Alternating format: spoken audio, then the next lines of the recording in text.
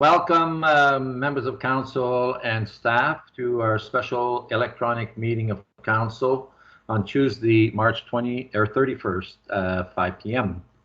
So, to ensure social distancing provisions are maintained, this meeting will be available for viewing on Rogers TV only, as staff and members of council will be participating in the meeting electronically. Questions from the media and public related to items on this agenda can be emailed to the town clerk and will be read during the meeting where applicable. So I'm calling the meeting to order, and if anyone has any declaration of pecuniary interest, they may so do it now or at the appropriate time. So moving on to item 3, the approval of the agenda. Special council agenda, March 31, 2020, that the agenda of the special council meeting of March 31st, 2020 be approved as presented. A mover and a seconder, please. I'll move it. I'll second it. I'll second it. Okay, Madam Clerk, you have that, so if you would do the roll now.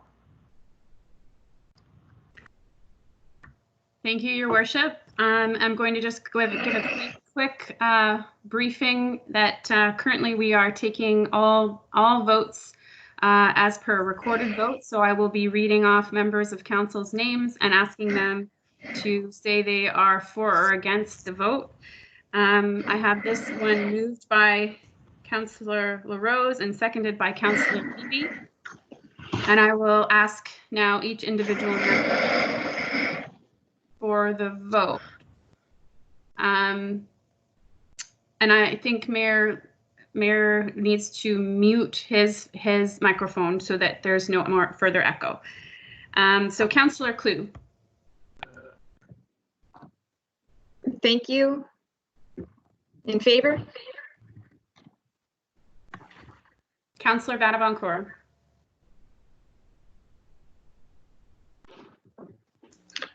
In favor.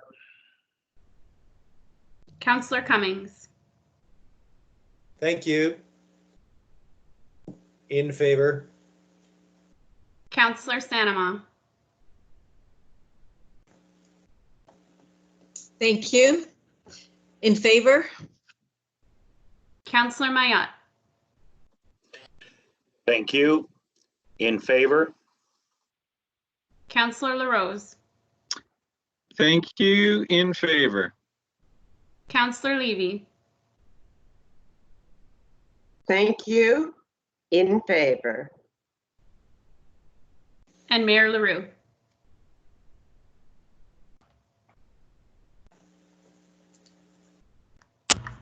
Thank you. In favor. And that motion is carried 8-0. Thank you.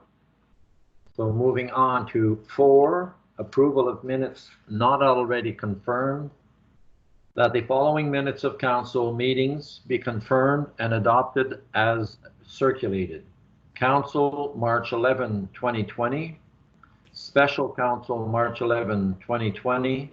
And Committee of the Whole, March 11, 2020. A mover and a seconder, please. So moved. Seconder. Seconded.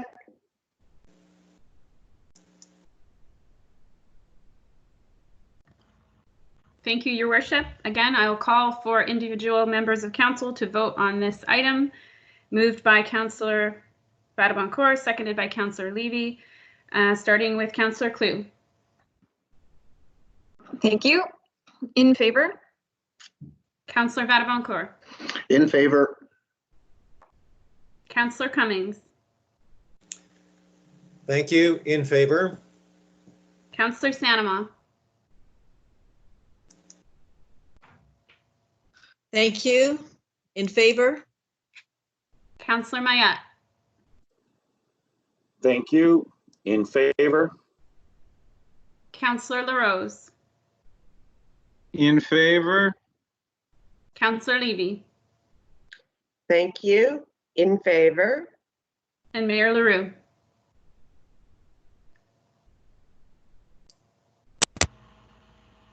Thank you. In favor. And that motion is carried 8-0. Thank you.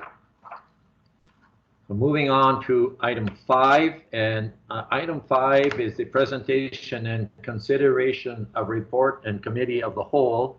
So I would ask that maybe the chair and co-chair of each of these sections do the moving and the seconding. So it is that the recommendation contained within the committee of the whole report related to the recreation and community services section be approved. I will move that.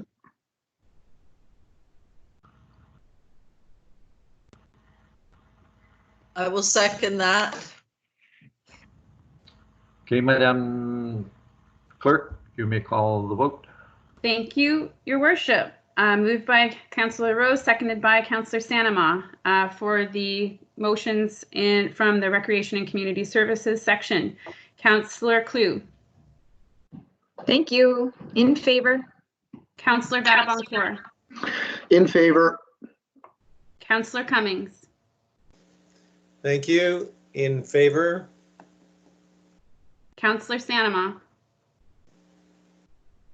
Thank you. In favor? Councillor Mayette. Thank you. In favor? Councillor LaRose. In favor? Councillor Levy. Thank you. In favor. Mayor LaRue. Thank you. In favor. That motion is carried 8-0. I might point out also, members of council, that if any member of council wishes to bring an item up under these sections, to just pipe in. So moving on, that the recommendations contained within the committee of the whole report related to the planning and development services section be approved. Thank you. I so move that motion. I will second it. Thank you. Thank you. For the Planning and Community Development Services section motions, moved by Councillor Clue, seconded by Councillor Mayette. Councillor Clue. Thank you. In favor? Councillor Vadaboncourt. In favor. Councillor Cummings. Thank you. In favor? Councillor Sanama. Thank you. In favor? Councillor Mayette. Thank you. In favor? Councillor LaRose. In favor? Councillor Levy. In favor. Mayor LaRue. In favor. That motion passes 8-0. Thank you. Moving on to that the recommendations contained within the committee of the whole report related to the transportation and environmental services section be approved. I'll move that. Thank you. And I will second. Thank you, Your Worship. Motions being approved from the Transportation and Environmental Services section Committee of the Whole meeting, moved by Councillor Mayette, seconded by Councillor Levy. Councillor Clue. Thank you. In favor? Councillor Vadaboncourt. In favor. Councillor Cummings. Thank you. In favor? Councillor Sanama. Thank you. In favor? Councillor Mayette. Thank you. In favor? Councillor LaRose. In favor? Councillor Levy. Thank you. In favor. Mayor LaRue. Thank you. In favor. That motion is carried 8-0. Thank you. Moving on, that the recommendations contained within the committee of the whole report related to the finance be approved. So moved. And I will second it. Thank you, Your Worship, for the Committee of the Whole recommendations for the Finance and Corporate Services section, moved by Councillor Vadaboncourt, seconded by Councillor Cummings. I will start the vote with Councillor Clue. Thank you. In favor? Councillor Vadaboncourt. In favor. Councillor Cummings. Thank you. In favor? Councillor Stanima. Thank you. In favor? Councillor Mayette. Thank you. In favor? Councillor LaRose. In favor? Councillor Levy. Thank you. In favor. And Mayor LaRue. Thank you. In favor. And that is carried 8-0. You. Moving on to number 6, the consent agenda, of which we have none, bringing us to 7 matters for consideration. And under matters for consideration, we will be having a verbal report from the Chief Administrative Officer read the situational update and delegated authority that the verbal information presented by Jeff Lee's CAO be received. And whereas the coronavirus outbreak has created unprecedented worldwide health and economic implications that are significantly evolving on a daily basis, and whereas it is important for the town of Penetanguishene to respond and react in a manner that will ensure that all reasonable measures are implemented and carried out to ensure its residents, businesses, and institutions are adequately serviced and protected while the health of its employees and workers is safeguarded. And whereas it is imperative that the town of Penetanguishene be responsive in taking actions to address emerging issues, to implement appropriate contingency plans, and to take emergency measures if necessary. And whereas the town's Chief Administrative Officer is responsible for exercising general control and management of the town for the purpose of ensuring the efficient and effective operation of the municipality. Now, therefore, be it resolved that the Council of the Corporation of the Town of Penetanguishene authorizes the Chief Administrative Officer designate to take such action as he or she, in consultation with the Mayor, may deem necessary and appropriate in order to deal with any emerging issues arising from the coronavirus outbreak, and that the Chief Administrative Office report back when it is practicable to do so in order to have Council ratify any matters that may require formal approval. So, Mr. CAO, if you would kindly give us the verbal update, please. Thank you, Your Worship, and hopefully everyone can hear me. I'm going to give a quick little verbal update, and I think as council and the public and certainly staff hopefully have felt, we've tried to keep everyone in the loop throughout this pandemic. So I'm going to try not to get into a whole lot of history here, but stick to the basics of where we are today and how we have reacted from a municipal standpoint. I do recognize that things are changing daily and sometimes hourly. So our emergency management control group is having to make significant decisions very quickly.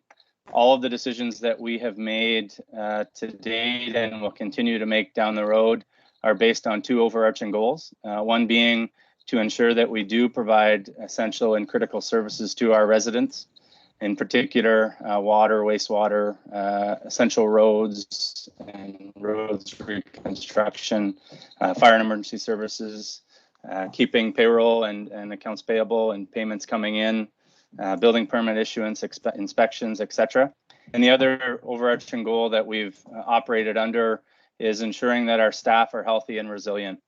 We want to limit as much as possible the contact between our staff members as well as with the public, so that if one does get sick, that it doesn't take out an entire complement or an entire team. The other pieces I'll add in terms of the decisions we've made is that we have and will continue to follow the federal and provincial as well as our local health unit directives. We're always keeping an eye on the recovery so that, if it's going to be needed down the road, we do come to the other side. And lastly, every decision that we've made has come with a communications plan, be it internal and or external communications. So as everyone knows, in the week of March 9th, the virus activity stepped up significantly in both the US as well as Canada. 18 days ago on March the 13th, our control group and senior team had our first meeting. The purpose of that was to make an initial plan. This came at us very fast and furious. And so we started talking about what services are essential, how we're going to ensure that staff can deliver them, as well as how are we going to keep our staff, our resources, and the community safe. So from that date forward, our emergency management control group and supporting staff have been working flat out to keep up with the ever-changing and ever-growing amendments and continuing to revise our plans on a regular basis. We meet and have scheduled meetings twice weekly, and at the end of the day, we will adjust and have adjusted the days and times we meet as new information comes forward, either through the province or the federal government or our local health unit. In the meantime, our departments are continuing to meet virtually with their counterparts in other municipalities and or associations, be it emergency services or finance or our clerks groups, our planners, etc., to compare notes and best practices throughout the county. And in some cases, that's also happening with our counterparts in the District of Muskoka.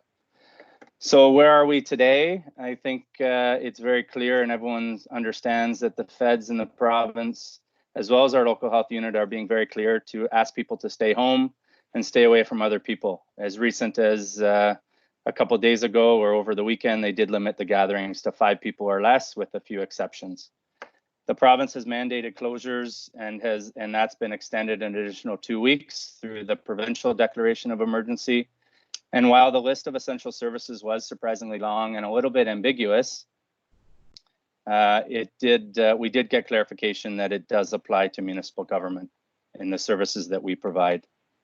As I identified earlier, the changes are happening fast and furious.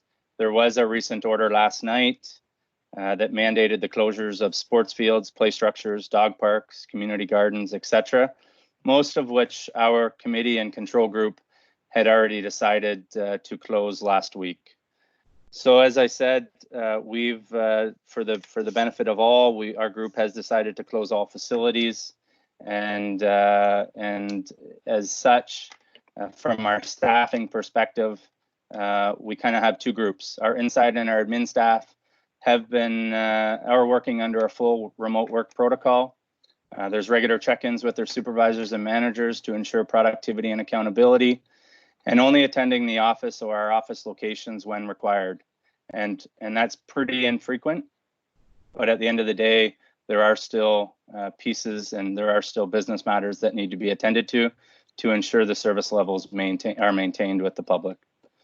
From our outside staff perspective, we've split our group into teams of no more than 3 individuals. We've got rigorous health and hygiene practices implemented. The screening tool is used every day for any staff member that comes into the office or work locations. There's been vehicles assigned to individuals so that they're not sharing vehicles. Staff have been relocated to other locations, etc. So those are just some of the things we've done with our inside and our outside staff. In terms of next steps, we will be working on having structured work plans created for each department.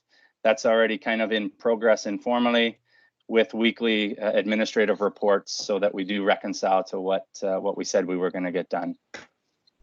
Our part-time staff have been laid off at this point with notice. Our full-time staff, as identified previously, amendments have been made to their work schedules to accommodate flexibility in the evolving situation. One thing I will note is that it's important from an administrative perspective that we do keep a contingent of healthy staff. Should we have to redeploy resources down the road, if staff get sick or burn out as this prolongs, it is important that we keep a contingent of healthy, capable and able staff to get us through this in the long run. And as identified previously, our control group is continuing to meet twice weekly, and that is all done on a virtual basis. So at this point, before I close it off with a little bit of closing remarks, I'm going to ask each senior manager just to give a quick 30 to 60 second highlight on the essential services that are functioning and operational in their departments. I believe senior team is aware of kind of the list or the order we're going to go through. So with that, I'll just ask our Director of Public Works, Brian Murray, to kick us off. Thanks, Jeff. As Jeff alluded to, all of our essential services, so roads division, wastewater, and the water divisions are continuing to operate Monday to Friday on their irregular shifts, completing various regulatory tasks that they would on any normal day, with one exception or a couple of exceptions with them operating in smaller groups to maintain social distancing and isolation. They are also dedicated equipment and vehicles so that they're not cross commingling between vehicles, and that's consistent across all three of those divisions. From an administrative perspective, myself, the manager of capital projects, and our asset manager are continuing to work remotely. They have tasks assigned to them on a weekly basis that they check in with myself on a weekly basis to make sure that those things are getting done. But from a day-to-day perspective, all of our regulatory requirements are being met within the Public Works Department. Our transit service is continuing to operate, albeit on a restricted schedule, and things are operating according to plan.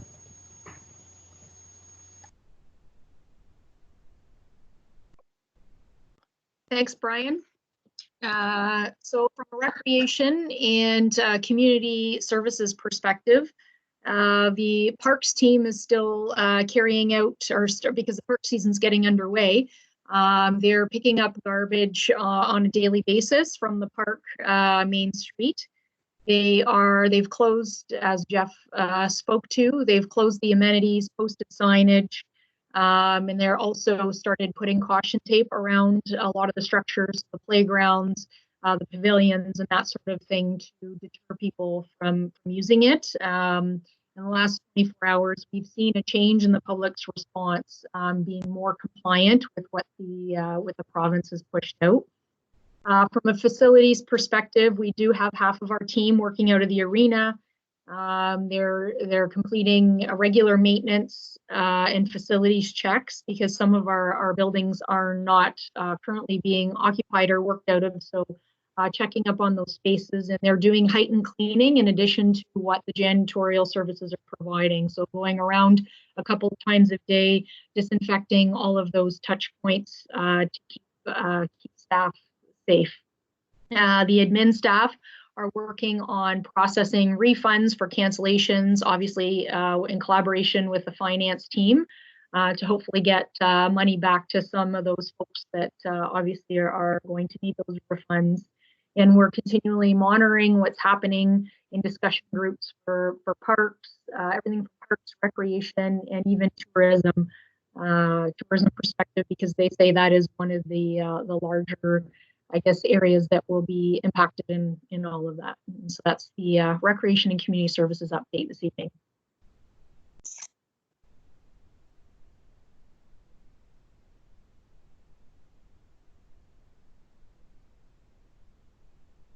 Thanks, Sherry.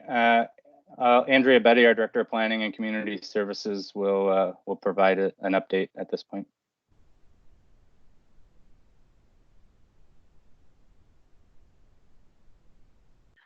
Hi there. Thank you very much, Jeff.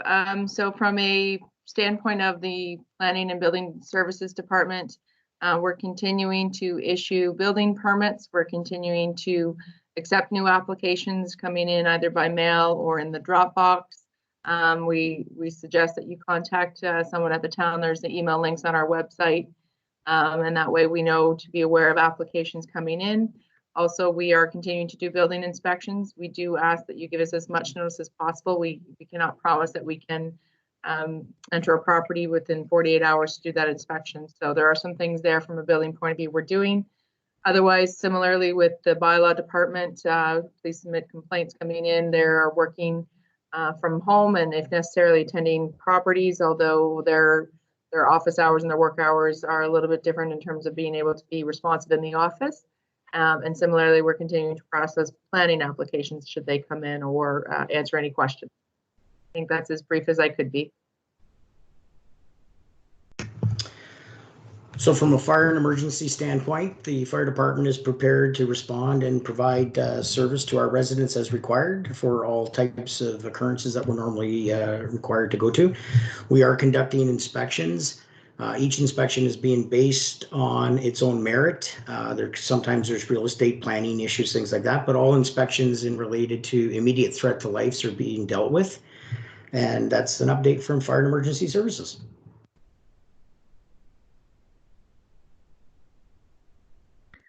Good evening. A quick summary of the finance department and our day-to-day operations. We are having spent time getting secure remote access to each department. The finance department is working remotely, I would say about 90% of the time.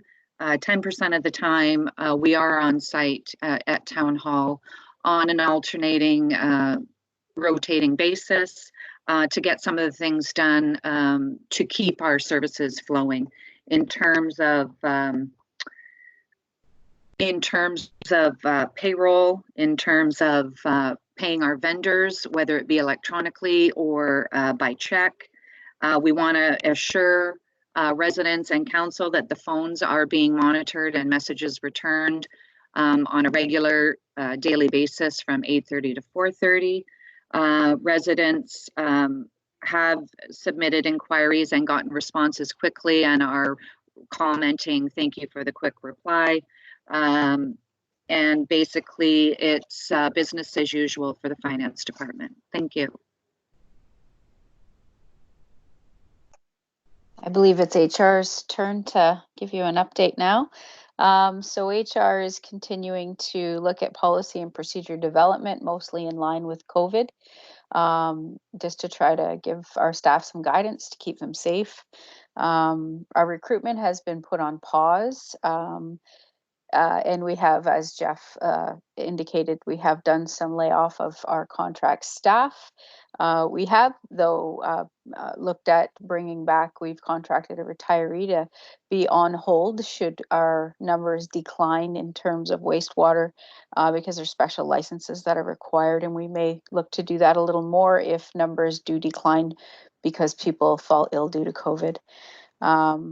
We're trying to deal on a daily basis with issues that are coming up with staff in the union.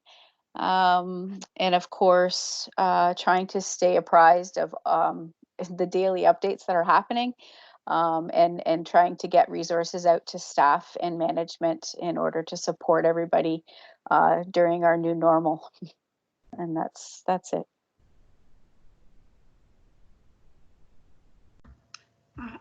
I think that leaves the clerk for the final update, and for me, I'm continuing my clerk duties, as you can see, for meeting and agenda management. In terms of the public, we're continuing to issue burial permits and taxi licenses, and then my other commitment is continuing an increased awareness and status on our communications on our website and our social media channels.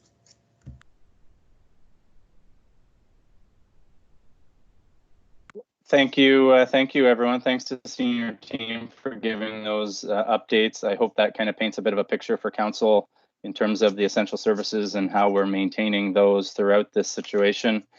I have a couple more things to say, and then I'd be happy to take any questions. There's been a lot of conversation and a lot of discussion around declaring an emergency or not declaring an emergency amongst our peer and colleague municipalities. Many municipalities, be it upper tier or single tiers, have declared predominantly for two reasons. It gives them additional powers or abilities in healthcare services to impose restrictions. And when or if they get beyond their capacity to provide services, there are some relief measures from a WSIB, Workplace Safety and Insurance Board perspective regarding volunteers.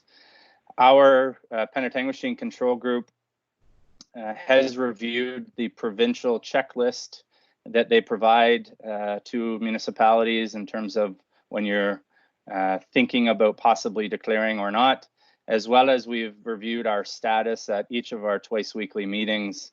And at this point, the committee and control group is not in a position to recommend to the mayor to declare. As I believe council and the public and certainly staff are aware, the decision to declare or not is solely that of the mayor's. From our perspective, we do not have an impact to our services, our supplies, our vendors, or our staff resources. And those are just some of the considerations that, among others, that municipalities do consider when declaring. I guess the last piece on the declaration matter is through conversations with many of certainly my colleagues, and I know through our fire chief, who's our coordinator, through his colleagues, a lot of lower tiers do agree with that approach. Some municipalities from a lower tier standpoint have declared in an attempt to stress the importance to their communities. From our perspective, we feel that this is being handled very well through the federal correspondence that comes out, through the provincial declaration that they've just extended another 14 days, as well as through the county of Simcoe's declaration that they made back the week before last. So from our perspective, declaring would simply add a level of complexity, potentially a drain on our resources, and certainly communication that would need to be elevated, that we would need to be cognizant of. So in terms of how other administrative business is being advanced, as council's aware and the public's aware, our regular council and committee meetings have been canceled until further notice, aside from this one, which is kind of consistent throughout the province. Most municipalities are trying to get this one meeting up and running to test out the electronic processes and certainly handle anything that is of an urgent nature. So in an attempt to keep some of the bigger projects going, we are using, where needed, the authority granted to the CAO and treasurer to make purchases or award contracts in emergency circumstances. That hasn't been needed thus far, but certainly we would leverage that down the road as it's required. So generally, all the powers and abilities that we need to make decisions already do exist in legislation, including the Municipal Act. In some cases, in the CAO's job description, we do have a delegated authority bylaw that speaks to some of that. Our procurement bylaw does speak to emergency needs. But to be clear of all of these authorities that are kind of in various different components of legislation or documents, we have proposed a draft motion that you will see and the mayor has read out. The form of this motion essentially has been already considered in many other municipalities. Through our CAO's call this morning, discovered that 10 lower tiers in Simcoe County, 10 municipalities in Simcoe County, including the 2 single tiers and the upper tier. So a total of 18 municipalities. 10 have passed a very similar motion. 5 have not, but their declaration of emergency makes it a moot point, and I'll speak to that in a moment. And then there's 3 municipalities that have not considered it for various reasons. So certainly a theme throughout the county. The purpose of the proposed motion is really to formalize the decision-making of the CAO and the mayor, the authority that they have in consultation with the control group, to make quick decisions on behalf of the residents and certainly staff and our community to ensure healthy and sustainable operations are continued. From the perspective of purpose, it certainly provides some clarity, some transparency, and it ties all the other pieces of legislation and reinforces those provisions that are available to the mayor and CAO. It provides a means to crystallize for the residents and the community and staff and council really just how we're going to maintain business moving forward. I should note that if the municipality were to declare an emergency down the road through the mayor making that decision, then the motion would be null and void because ultimately the authority granted under the Municipal Act to the CAO and or head of council at that point would transfer to the mayor and our control group committee.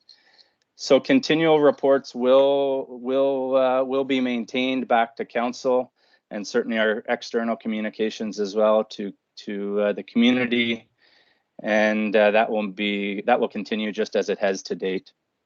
And I guess just last but not least is that, you know, I think it's important to note, and I think certainly through various comments that we've received from other members as well as from folks in the public, that council and the public and the community as a whole should be very proud of the resources and the team that we have here at Penetanguishene. This situation is new to all of us. No one has gone through anything of this nature and this magnitude.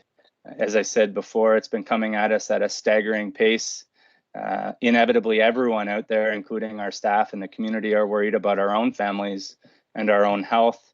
But it's important to note that the team, and I say team meaning staff throughout the entire organization, has risen to the challenge and certainly have been there for each other as well as the residents and community as a whole. So with that, Mr. Mayor, and I apologize for the long-winded report, but I did want to try to capture as much as I could. I would be happy to field any questions or comments in consultation with senior team. Thank you, Jeff. So therefore, before I actually call a vote on this, I would give members of council who would like to speak, ask questions, or get any kind of comments that, or if they have questions to the CAO for more clarification, that they would so indicate now.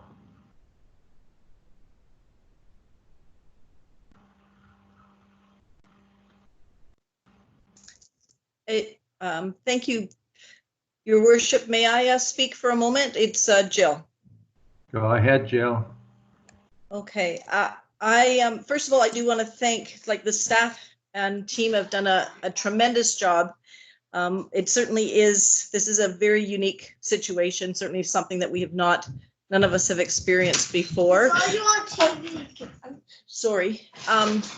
Something that we have never experienced before, and I do have a concern with this request, because according to the Municipal Act, and Jeff did allude to it, I mean, the Municipal Act and your job description are quite specific as to what your jobs are and what you are responsible for. And the Emergency Management Control Group certainly, with their expertise, I mean, you guys have been making it appears as though you're making all of the right decisions, and including, having the council now, and with the setup that we can meet, we can be called in the event that something comes up very quickly. I do have a discomfort with as far as turning over all authorizations to the CAO delegate and or the mayor, and that's just my feelings on it. Thank you, Jill. Mr. CAO, do you have a response? Thank you, Your Worship. I'm hearing a little bit of background, so I'm not sure. Oh, there we go. That might be better. Thank you, Your Worship. As I kind of alluded to, there's a number of pieces of legislation that this does surround, or it does give kind of rise to what we're asking for here. As I alluded to, our conversation with our CAOs group this morning was very productive. The theme from those that have passed it with their councils was in an attempt to really crystallize and reinforce for the community and for the public and tie everything into one motion. At the end of the day, this is really just to formalize what's in the Municipal Act and the job description, and be, to help crystallize and be open and transparent with the community and with the public, and certainly council as well. So, at the end of the day, it was felt amongst our CAOs group that this was a good path to proceed down. Certainly with a number of municipalities and experience throughout, that was kind of the belief. As I said, 10 have approved it, 5 have not, but they've declared emergencies, so they're in a different situation, and it really would become a moot point. And I think from the perspective of business continuity, I think essentially all decisions that we've made as a committee and a control group to date have been done and been required kind of at the drop of a hat. So haven't really permitted the special calling of a meeting to kind of go through that process. So as I said, it really is just to formalize the abilities and the authorities that are already in the Act and other pieces of either policy or legislation. And at the end of the day, it's up to council in terms of their comfort level, with this motion, as identified in the latter part of the motion. Any and all decisions would continue to be made in consultation with the mayor as the head of council, and certainly reported to council, as has been the case. Mayor LaRue, may I go next? Hold on. Who's that? Councillor LaRose? Yes, sir. Go ahead. Thank you. I also have some discomfort with the way that it's the last paragraph where it says now resolved. I think so far the staff has been doing an excellent job. I've noticed when I was out that the roads are getting swept. The everyday things, according to senior team, seem to be going along well.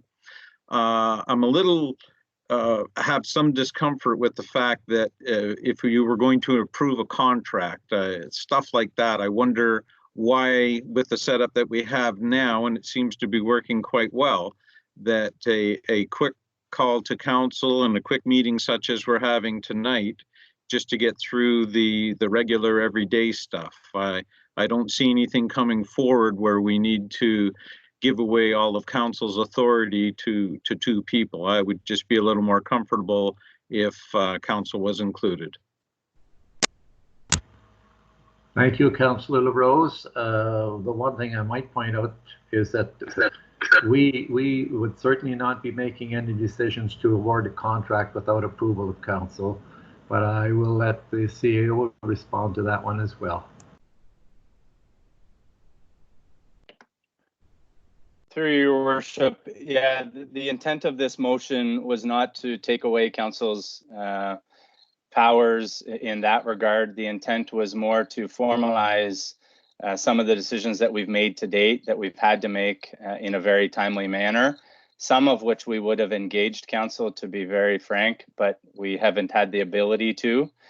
So it's really twofold. A, to formalize some of the decisions that have already been made. And in fact, there's another municipality that, while they've already declared a state of emergency or declared an emergency, they've actually passed this motion to cover off all decisions that were made prior to. So certainly not the intent to, have 2 people hold all the authorities moving forward. If there were decisions that didn't need to be made right away, certainly those would be held off.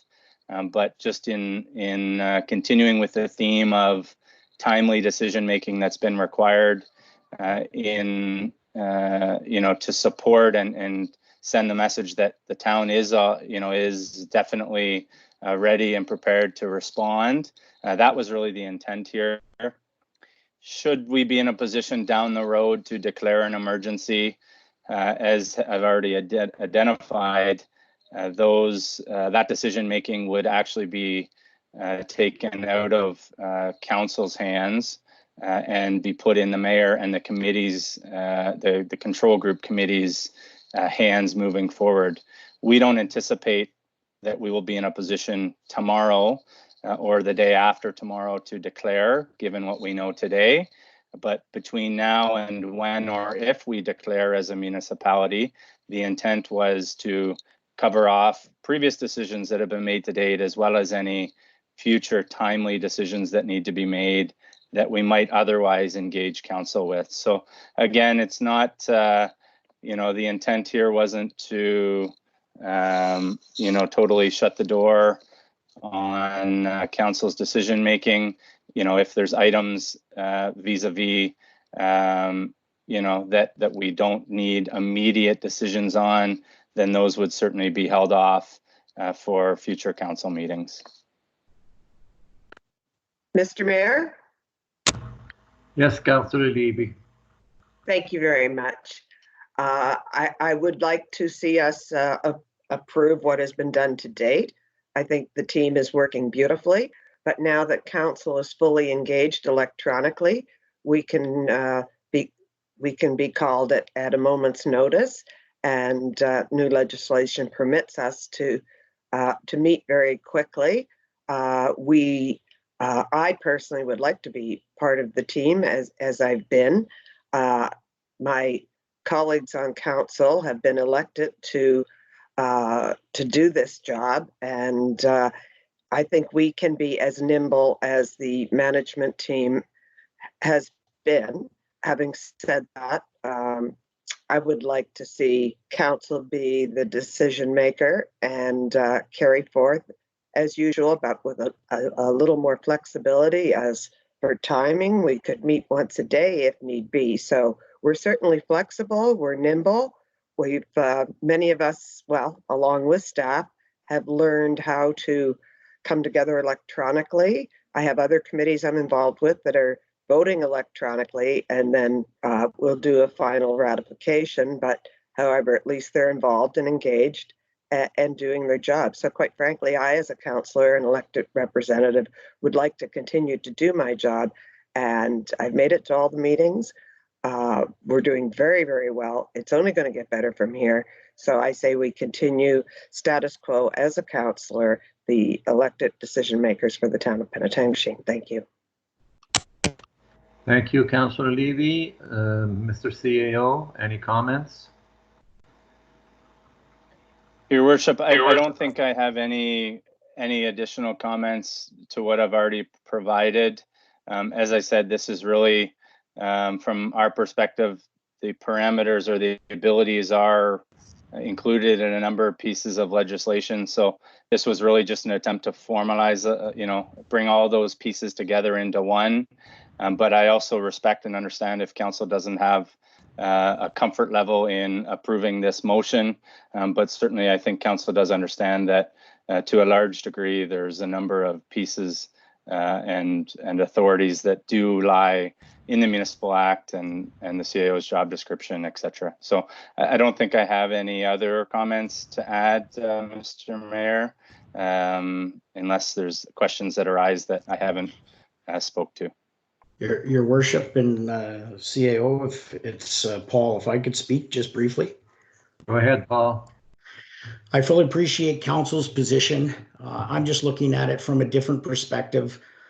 We have some shared services with other municipalities. Some of these decisions are made on a Saturday and Sunday. And I think that the motion basically just allows us to make that decision and then let council know what's happened. So it could be a transit decision. It could be something like that. It does really give the committee the freedom, not the freedom, but the ability to deal with something instantaneously versus trying to get all of council together and deal with it. And again, I fully appreciate council's position and understand, but from an emergency management perspective, I support the motion just so that we can move forward as a committee and make those timely decisions and then keep council up to date for it without having to say to the town of Midland, for example, over a transit issue or some other municipality that we have a shared agreement, oh, hang on a sec, we have to run this up the flagpole. So I do fully appreciate it. But at the same time, I truly believe council has faith in their staff. And I'll use myself as an example. We got the municipality through SARS, H1N1. The committee is doing the same type of work.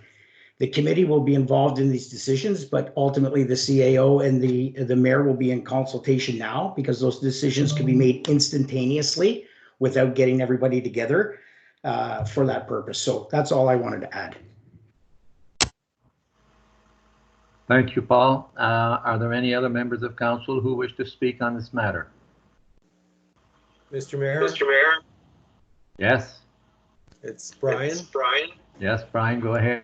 I am feeling very uncomfortable with this particular motion as well. I know everything is new to us. It is the first time that this has happened.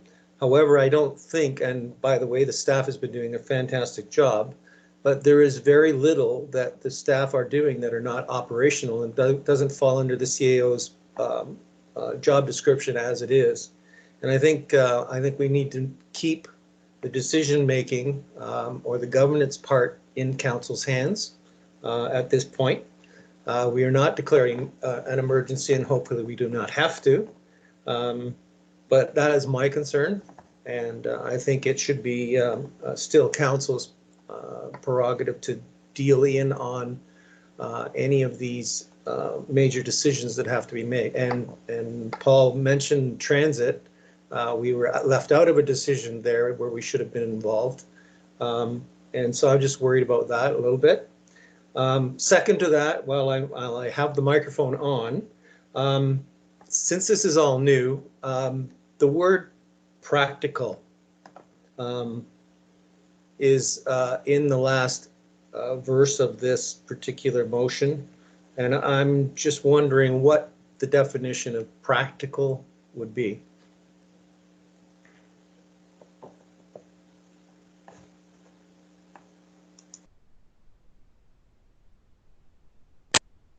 Thank you, Councillor Cummings.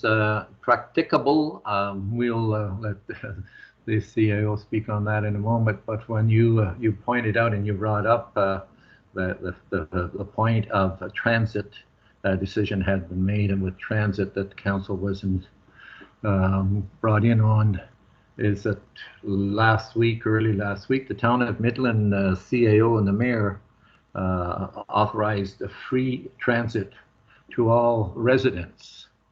And so we were in a quandary as to, well, is Penetanguishene going to continue charging while our neighbors are not?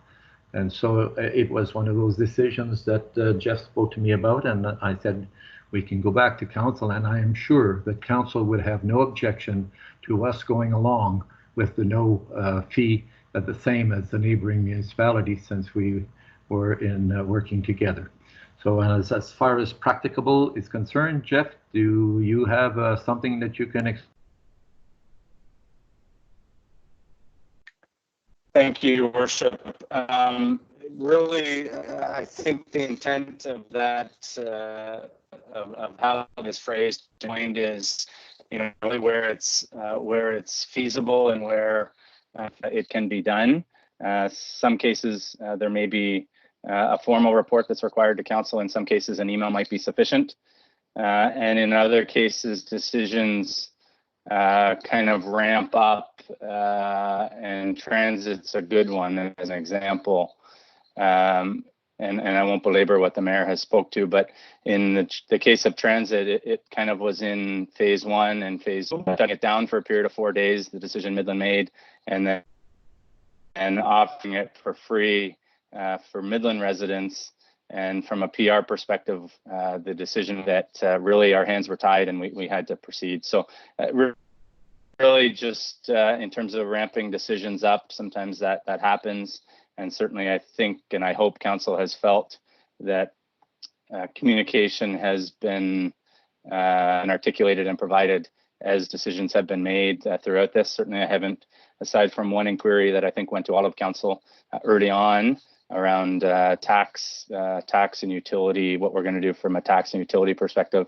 Certainly I haven't had any inquiries, or very few anyways, from members of council. So I think that was the intent behind that, behind how that was worded, Your Worship, through to Councillor Cummings. Your Worship. Yes. Councillor Mayat. Yes, Councilor Mayette, go. I'm going to agree with the council that spoke on it because I was elected to make decisions like this. And I agree with Paul. Some decisions have to be made. When you guys bring something up, it doesn't have to be made this instant. It can wait like a couple of hours or something like that. And that's why I've always told like the CAO and the deputy clerk, a phone call. I don't go on my laptop all the time, but just say courtesy phone call, say, hey, Mike, we have a meeting tomorrow morning at 9 o'clock. I'll be there. And I think most of us right now are, I guess you can say we're in quarantine, I guess, but we're all staying at home. So it would not be hard for the CAO or the clerk just to make a quick call, which would be less than 10 minutes, or we create a phone call tree. You call me and I call Dan, and Dan calls another two person and those two person, and it's done within less than 5 minutes. So I agree with the other councilors. I'm not comfortable with this motion.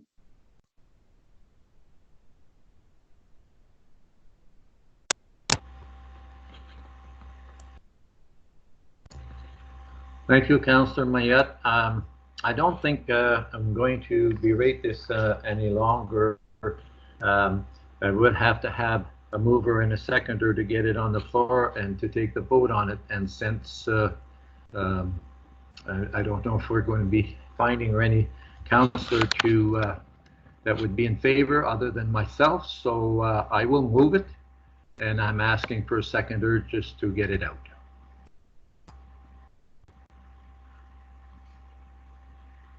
Do I have a seconder? It's Mike. I'll second it, Your Worship.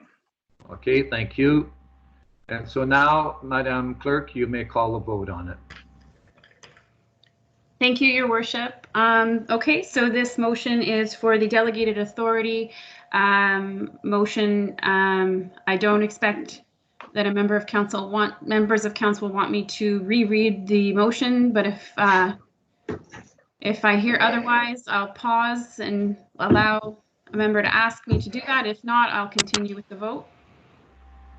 I don't think it would be necessary to reread it, Madam Clerk. Okay, wonderful.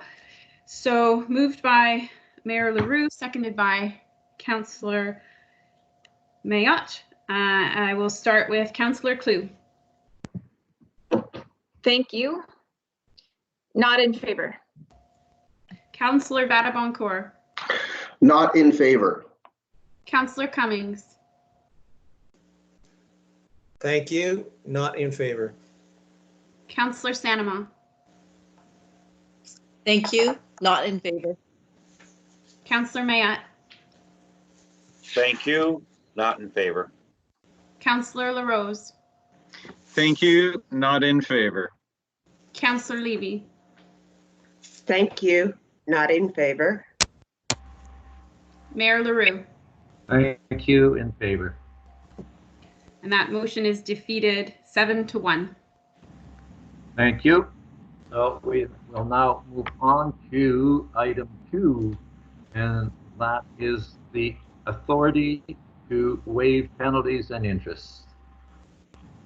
That report FIN-20-07 regarding authority to waive penalties and interest be received, and that property tax penalties and interest on May 1, 2020, June 1, 2020, and July 1, 2020 for the second interim installment that is due on April 30th, 2020 be waived, and that water and wastewater penalties on bills that fall due between March 26, 2020 and July 31, 2020 be waived, and further that NSF charges for payments that are returned from March 26, 2020 to July 31, 2020 be waived, and finally that staff be directed to analyze other financial relief options, including the extension of the above-mentioned options, if necessary, for joint consideration by the Mayor and the Chief Administrative Officer under the town's emergency delegated authority.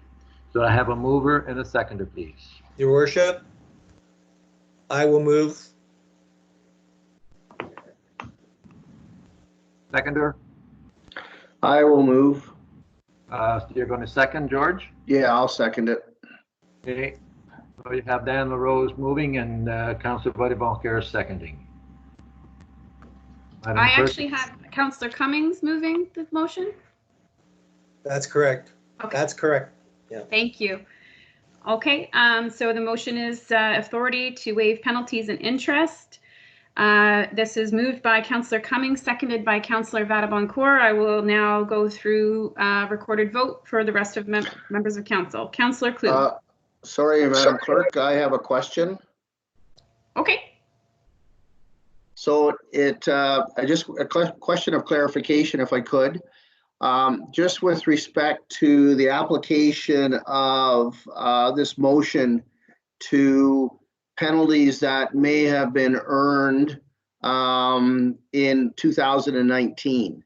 So does this motion give relief to anybody who has penalties sitting on the books right now that on a go forward basis, those penalties would not continue to accumulate?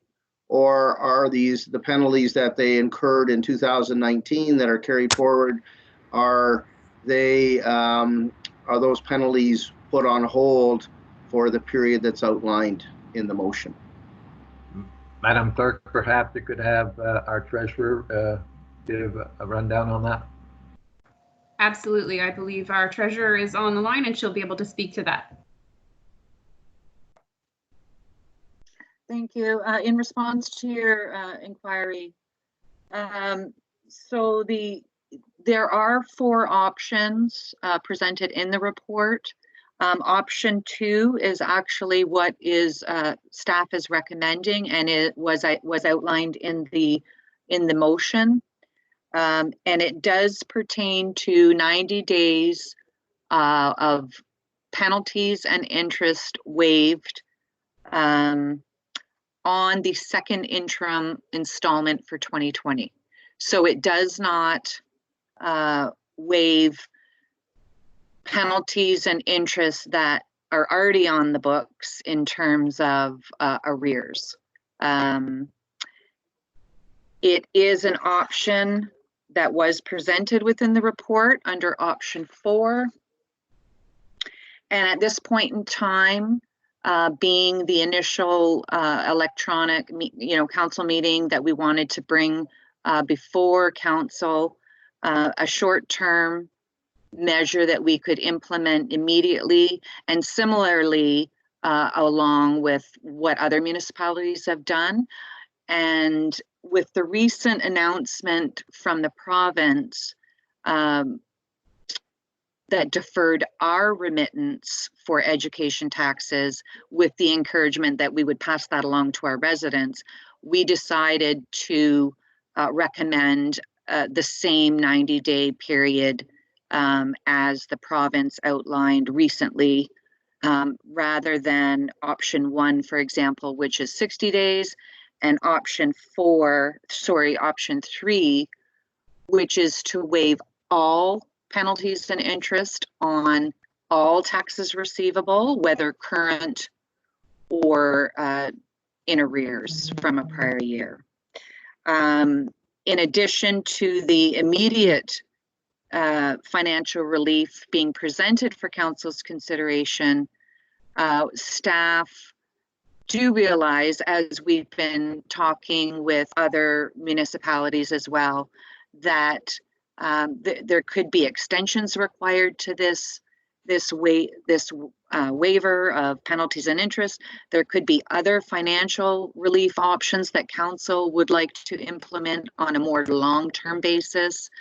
With the uncertainty right now, we decided to present and recommend the 90-day deferral and continue to investigate longer-term financial relief options to bring at a future date. Thank you. Thank you, Madam Treasurer. So I think it's important that people are aware of what the Treasurer has just indicated.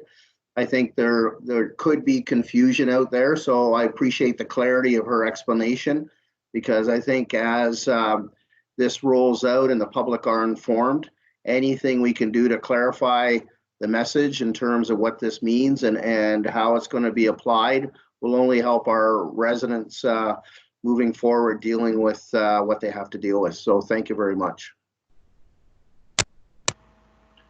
Thank you, George. Now, Madam Clerk, if you would call the vote, please.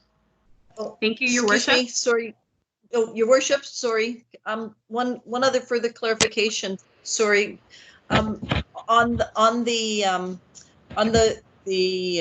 motion, should the bottom part, because of the fact that the town's emergency delegated authority did not happen, should that motion end after if necessary, period?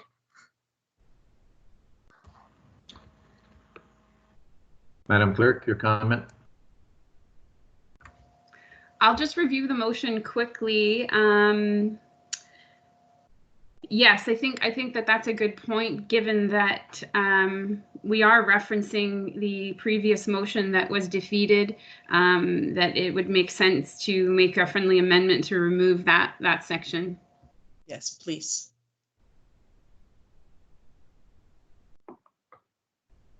As a seconder, I would have no objection to that friendly amendment.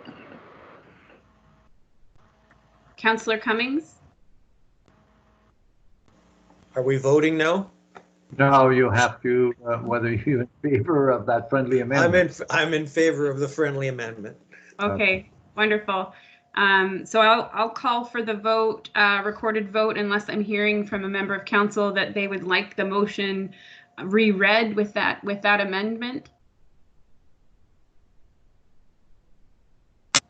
Madam Clerk, it would, that if you reread it with that change of motion, yeah. You would like me to reread it? Yep. Okay.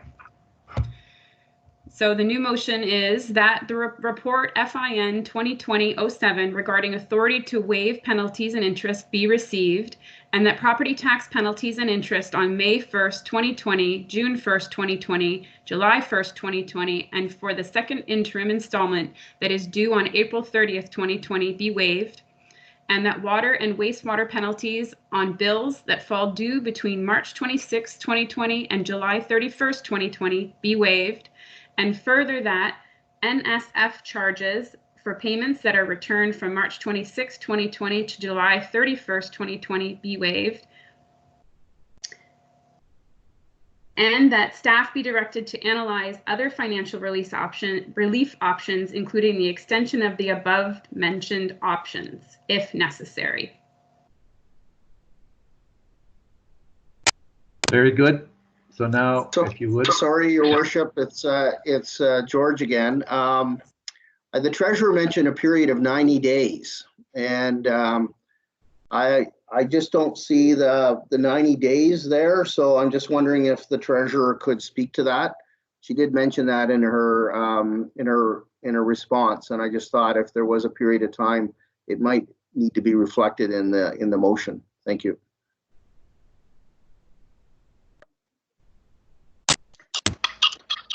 Thank you.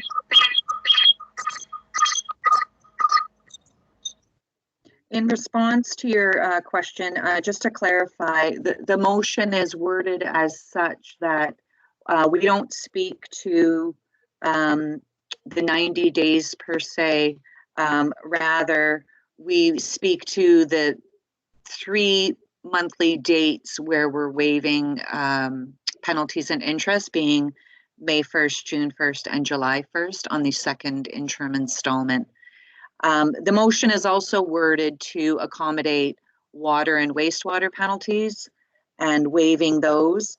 In total, we're looking at 6 different due dates in terms of monthly utility bills, quarterly utility bill, and the second installment property tax. So just to make it a little bit more generic, we spoke to it in terms of dates rather than 90 days.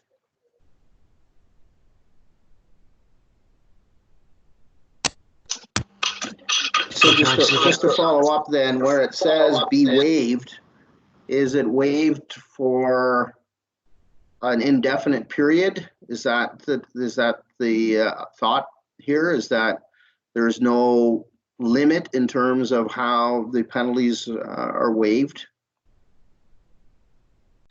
So just to clarify, we're requesting authorization to waive property tax penalties and interest on May 1st, June 1st, and July 1st only on the second interim tax installment due on April 30th. If it were to be considered for a longer period of time, then we would seek an extension. Thank you. Okay, now, Madam Clerk, you may call the vote. Thank you, Your Worship. Again, this item is the authority to waive penalties and interest as amended. It is moved by Councillor Cummings and seconded by Councillor Vata-Boncour, and I will start with Councillor Klug. Thank you. In favor. Councillor Vata-Boncour. In favor. Councillor Cummings. Thank you. In favor. Councillor Sanema. Thank you. In favor? Councillor Mayette. Thank you. In favor? Councillor LaRose. In favor? Councillor Levy. Thank you. In favor. Mayor LaRue. Thank you. In favor. That motion is carried 8-0. Thank you. We will move on now to 8, which is a consideration of bylaws. And we have bylaw 2020-16, a bylaw to amend the town's procedural bylaw 2019-25 to allow for electronic participation where a state of emergency has been declared, that the Council of the Town of Penetanguishene introduces the following bylaw 2020-16, and that bylaw be read a first time and deemed to be read a second time and a third time and carried. Could I have a mover and a seconder, please? It's Mike. I'll move it, Your Worship. Thank you. Seconder? I'll second. Jill, and I'll second it. Thank you. So, Madam Clerk, if you would call the vote, please. Thank you, Your Worship. Just before we get into that, Stace, can you hang on 1 second? I do have a question. For sure. At the top of the bylaw, it says to allow for electronic participation where a state of emergency has been declared. We have not declared a state of emergency. I can speak to that, certainly. That notice is for the province. So we're operating under the Act, and the declared emergency has happened in the province. So the province has actually amended the Municipal Act to allow for electronic participation under these circumstances. So it's their way of saying, we understand municipal councils need to continue, and so electronic participation is allowed. However, going forward, they're just making it very clear to us that this type of electronic participation won't be able to continue once the emergency is no longer a province declaration. Thank you. The vote now, Madam Clerk. Thank you, Your Worship. And just to give just another tad of clarification, it is mentioned that this is for council only. At this time, there are no boards and committees that are included in this bylaw amendment for our procedural bylaw. So we will continue to only be operating council meetings, committee of the whole meetings electronically at this time. So just wanted to make sure council was aware of that this does not include our boards and committees. And if there are no more questions about the bylaw, I will call for the vote. It was moved by Councillor Mayette, seconded by Councillor Sanema. And I will start with Councillor Klug. Thank you. In favor. Councillor Vata-Boncour. In favor. Councillor Cummings. Thank you. In favor. Councillor Sanema. Thank you. In favor? Councillor Mayette. Thank you. In favor? Councillor LaRose, Thank you. In favor? Councillor Levy, Thank you. In favor. and Mayor LaRue. Thank you. In favor. That bylaw is carried 8-0. So that brings us down to 9, which is a question period from media and public, naturally. We just want to... Hello? Is someone trying to speak? No? So it's a question period from media and public, and it's just to ensure social distancing has been maintained and that the meeting is available for viewing on Rogers TV.